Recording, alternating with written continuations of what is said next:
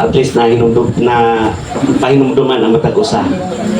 Ang tinuod na gi-promise ang Ginoo sa patag usa sa tuig na buhay. Amen. Amen. Kung ato pong tanawon ang promise para kay Abraham, dako kayo nga saad. Dako kayo nga saad. Pero ang saad sa Dios mo na nakapaadto kang Abraham dito sa yutang saad. O katong yutang saad nga giingon sa Dios, wala pa na niya makita. Muna ko ingon nga lisod baya nang moadto anang dapitan nga wala pa ka makabalo. No?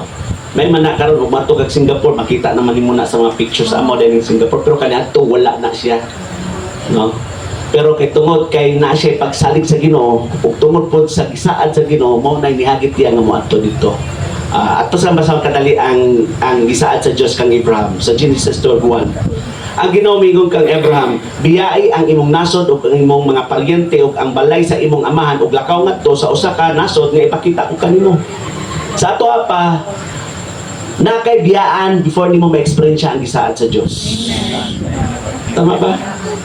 Biyaan nimo nang kanaganing gibati nimo nga comfort kay kanang lugar, kinahanglan nimo nang biyaan ug gusto ka dako nagikan sa Ginoo para sa imuha. Pero kung sa tawhanon lang, diha lang ka, okay ra man gud gyapon, wala may problema ang Ginoo sa imuha. Pero kung tuman ka sa pulong sa Dios, imo gyud ma-experience ang gasa, ang saad sa Dios imo kinabuhi. Sa verse 2, hatagan ko ikaw og daghang kaliwa ug mahimo silang dakong nasod, panalanginan ko ikaw ug himuon kong bantugan ang imong ngalan aron mahimo kang panalangin alang sa uban. Dili basta-basta mahimo kang bantugan. Mahimo kang panalangin. Si Manny Pacquiao, iya pangalan pa lang nahimong bantugan. No, di ba ug mo bisita ta malipay kay ta ug mo bisita ta. Buot pasabot sa iya pa lang pagbisita mo panalanginan ta. No, nabi ang mo bisita ka nga mutago ka. Kana, wag na magdala panalangin, pangalanan na. Pero kita gipanalangin nato sa Ginoo. Sa verse 3, panalaginan ko katong magapanalangin kanimo, apan tunglong ko katong matunglo kanimo, pinaagi kanimo panalangin ko ang tanan nga nasod sa kalibutan. Pinaagi nimo panalanginan ang tanang nasod sa kalibutan. Grabe ang saad sa Dios para kay Abraham. Sa verse 4, sa nagpanuigon na sa nang 75 si Abraham, mibiya siya sa Haran, sumala sa gisugo kaniya sa Ginoo ug bikuyog silot kaniya. 75 na yang pangidaron. Taas-taas na. Di ba? Mao nga wala pila mong edad karon. Gamay pa na pabuta pa ang dakong saad sa Diyos imong kinabuhi. Ayaw dahil ka-discourage kaya saan man idili naman maabot siguro ni. Kung saan man ayaw. 75 pang ni Abraham mo. Karon, nituman si Abraham. Kamati mo. Nituman. Amen? So sa Genesis 7:12-7, unya ang Ginoong nipakita kang Abraham o bingon kaniya. Mao kining yutaang ihatag ko sa imong mga kaliwat. Og dito nagbuhat si Abraham og halaran alang sa Ginoo nga pakita kaniya. Buot pasabot, gi lakaw na Abraham. Uy, layo-layo ba yan na siya nga wala ba ay bus, wala ba ay eroplano. Sa ato pa ang pagkapot sa gisaad sa Dios nagyud kay buhaton. Dili na ingon nga itawag ra nimo kuhaa. Nakay buhaton sa verse 10, apan hitabo nga dihay gutom dito sa Kanaan tungod kay misamot man ang kagutom miadto si Abraham sa Ehipto aron dito magpuyo sa makadiyot. Paminaw mo. Ang yutang saad nga naabot ni Abraham nay problema. Amen. Dili kay naabot na ka diri magsadya magmaya na ka. Oy, nay problema. Mao to nga si Abraham napugos nga moadto sa asa to? Oy, Ehipto. Pero ang ako pagutana diri gisugo ba siya sa Dios nga moadto sa Ehipto? Usay ang tao gusto lang panalangin. Pag wala pa gani ang panalangin, magbuhat na siya iyahang pamaagi. Tanawa ra gud basa. Niadto siya sa Ehipto, iya pagitudloan si Sarah mamaka. Ug moadto ka dito, ug may mangutana na mo ingna nga imo kog isuon. Buot pasabot dili pa maagi sa Ginoo nga moadto siya sa Ehipto. Gusto sa Ginoo dili man na pag maabot ka dito sa yutang saad mag-enjoy ka na. Testingan manggod ka. Amen. Dili pwede nga gusto ka billion nga di ka moagi 1,000, di ka moagi 100,000. Yagi pa ka dirang bayna para pag abot sa billion di ka makuratan, umakuyapan, Lord. Kano man yung nagawat ng kumita. Imbes na panalangin, namatay pa yun. Na naman wala ka na practice, gusto ni mo na ada yun. Testingan ka, hinahingahin ka, ma-enjoy lagi ni mo ng saan sa Ginoo. Ayaw lang mo pagdali-dali. Tanawa tong pagdali-dali, giplano na po ni Sarah o ni Abraham, ato na po kang Hagar. Kato nga, plano to sa tao. Pero kay maayo ang Diyos, bisan ba sipyat ka, pero panalangin ang yapon sa Ginoo. Tanawa, nag-away-away sila. Tama ba? Kay bisan pa nga ang ilang gibuhat maayo, alang nila kay parang ilang pamilya mudako. Pero man na, kabubuton na sa tao, lahit man itong buhat, kabubuton din sa Ginoo. Pero kabalo ka katong gisaad sa Diyos, nahitabo ba yan? Nahitabo ba yan? Gani, ningon pa ganito si Sarah nga, mahitabo pa baka ni sa akong pangdaron-karon. Unsay gingon sa Ginoo, nabay lisod sa Diyos. Gusto sa Ginoo, mag-enjoy ka sa right time. Amen. Ayaw lang dali-dali kung dili pa right time. Lami kayo ng sakto ba? Sakto. Para ng kabalo man ng sakto ha. Ako ang bata, si Ezra, nagantumi sa Singapore. Di ba? So, karon kung ako siya pangutanon, kahinumdo pa kanak. Bot pasabot, katong lakaw, wala siya mag-enjoy. Dili pa sakto. Pero kung kami, pangutanon ko sa kung mga igsoon ay, lami kay ibalik, kaya ano man, ako na-enjoy, kaya sakto ako pag-adto dito. Kinahanglan nga, right time, para ato yung ma-enjoy ang kinatibukan sa panalangin sa Diyos. Tingnan mo katapat, ayaw lang dali-dali Ayaw lang dali-dali Tanawa rin ko diri sa Genesis 18:12. Genesis 18:12. Ako masaw na. Busa may katawa si Sarah sa iyang kaugalingon ug mingon. Karon nga tigulang na ako, ug tigulang na usap ang akong bana. Unsaon man namo pagpanganak? Kay ano man mao man ang una-una sa tao. Sa 13, unya nangutana ang Ginoo kang Abraham, nganong may katawa man si Sarah ug mingon, makabaton pagbagigot. Kung anak nga tiguang naman ako kayo. Sa 14, aduna bagoy dili mahimo sa Ginoo. Sa sunod tuig mobalik ako kaninyo og si Sarah manganak og batang lalaki. Ngano man dili na ibaliwala sa Dios ang iyang plano sa imong kinabuhi. Bisan og nakay imong plano, lahi ang plano sa Dios. Amen. Kaya ganun mong plano, gamay ra kayo na sa plano sa Ginoo sa imong kinabuhi. Amen ba? Sa 12, sa 21, apan ang Diyos mingon kang Abraham, ayaw ka goal sa bata o ang imong ulipong nga si Hagar. Buhata ang gingon kanimo ni Sarah kay pinaagi kang Isaac, maimo ang mga kaliwat nga akong gisaad. Sa ato apa, ang gisaad sa Diyos nga kaliwatan na kang Isaac. Amen? Iyang i-bless si Ishmael, pero ang sinaaran na kang Isaac. Kita mga sinaaran ta. Kay mga kaliwatan ni Abraham. Kaya ang ingon sa Biblia, ang tanan nga niusak ang Ginoong Jesucristo kaliwat ni Abraham. Mao nga ako enjoy ang tanan mga panalangin kay mga kaliwatan kita nga nagawa. Matingala na lang ka.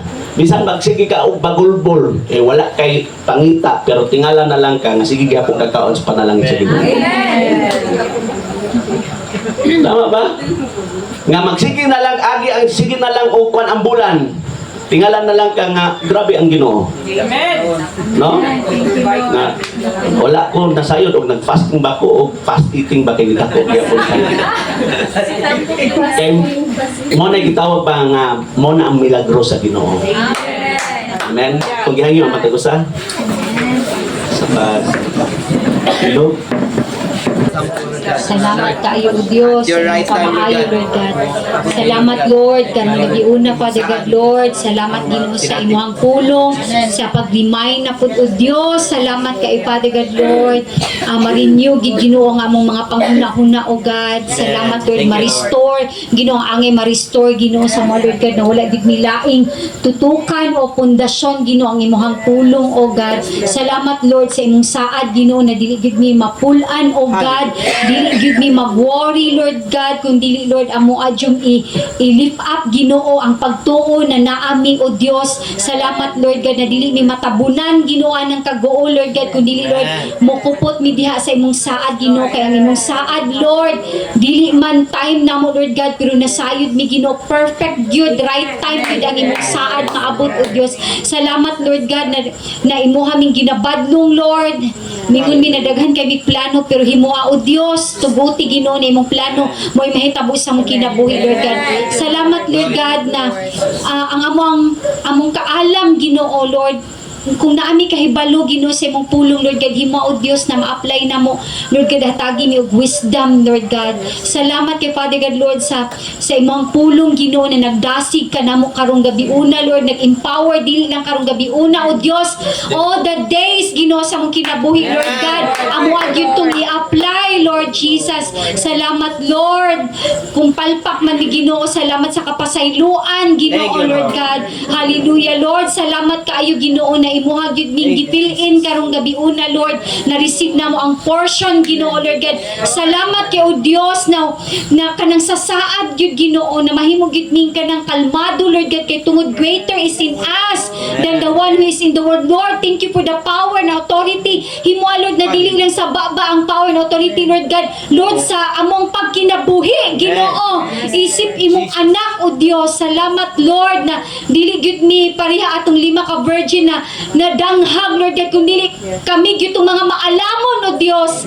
Salamat, Lord God, every now and then, Lord, tinguha na mo, Lord God, na makontrola gyud mi sa balang espiritu Ginoo. Lord, salamat kay Father God, Lord, na walay miisa namo Ginoo na magpatuyang na lang gyud Ginoo sa mga butang na dili ikapahimaya da kanimo, Lord God. Lord, kung unsa imong nasugdan Ginoo sa matag usa, Lord God, imo gyud nang tapuson Ginoo, because you are faithful Ginoo. Salamat kay Lord God sa matag usa na ni adiri karon, Lord, na nagrepresenta Ginoo sa matag usa ka pamilya. Lord, I declare, Lord God, healing, Lord God, in every aspect Ginoo sa kinabuhi. Lord, deliverance, salvation, Lord God, restoration, Lord God.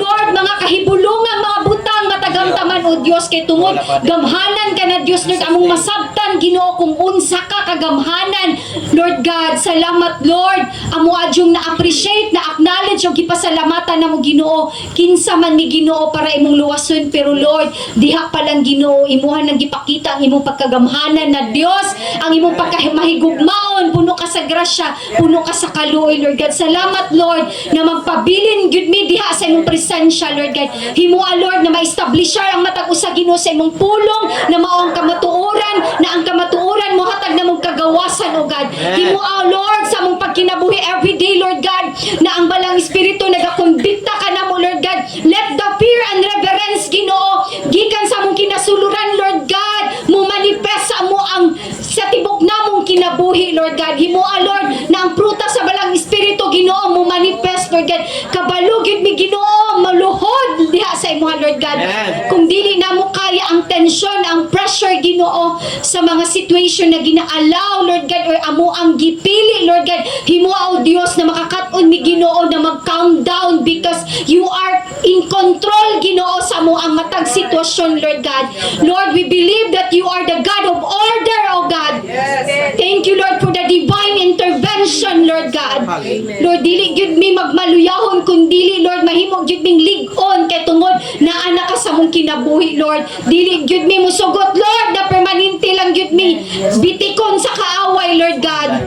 Lord, renew Ginoo, Lord, the way Ginoo mi magunahuna mga pamulong og buhat, O Dios. Lord, change us every now and then, O God.